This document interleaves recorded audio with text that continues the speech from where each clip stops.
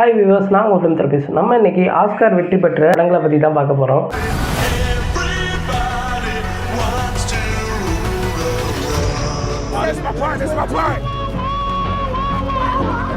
மார்ட்டி supreme.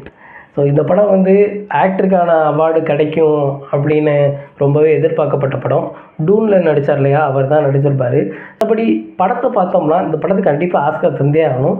So அந்தளவு ஒருத்தான படம் தான் இந்த மார்ட்டி supreme. You want to go hustling again? Put your money where your mouth is.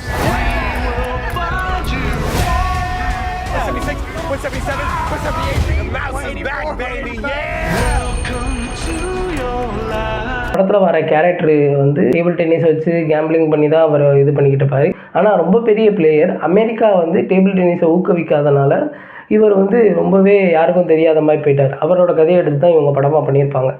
So இப்படி இருக்க ஒரு ஆளோட கதையை எடுத்து பண்ணும்போது அவர் பண்ண கேம்பிளிங்கு, அவர் வச்சுருந்த அஃபேர்ஸு, ஸோ இதெல்லாம் வந்து படத்தில் மெயினாக கொண்டு போய் கதையை கொண்டு போயிருப்பாங்க. டேபிள் டென்னிஸும் படத்தில் இருக்கும். I don't think you understand the stakes here. Find that funny? I get nervous laughter sometimes. இவர் டென்னிஸ் ஆடி முடிச்சுட்டு இவர் பேசுகிறதா இருக்கட்டும், இவரோட பாடி லாங்குவேஜாக இருக்கட்டும், அதெல்லாம் வந்து அந்த ஆக்டர் வந்து மிரட்டியிருப்பார். இந்த படத்துக்கு இவருக்கு அவார்டு கிடச்சிருக்கணும். பட் என்ன ரீசன்னு தெரில, கிடைக்கல. ஒருவேளை அமெரிக்காக்காரனை பற்றி தப்பாக காட்டிட்டு இருந்தீங்கனால தரலையோ என்னவோ.